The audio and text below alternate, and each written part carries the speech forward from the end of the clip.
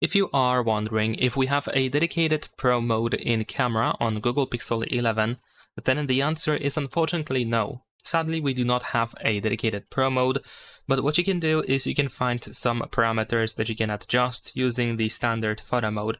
So you can tap on this button here in the bottom right corner where we have the sliders, and for example, we can adjust shadows, the exposure, and white balance.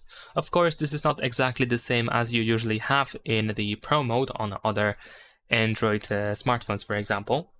But still, we have a couple of options that we can use to adjust our photos. There's also this looks option, which allows you to find the contrast adjustment. We can adjust highlights, shadows, vibrance, tint, warmth, sharpness, and grain. So as you can see, a little bit more options that you might want to use as well. Here you can also choose, I believe these are presets, which we should be able to also use in case, of course, you want to quickly adjust something. You can adjust the look over here. And that's pretty much it. Leave a like and subscribe.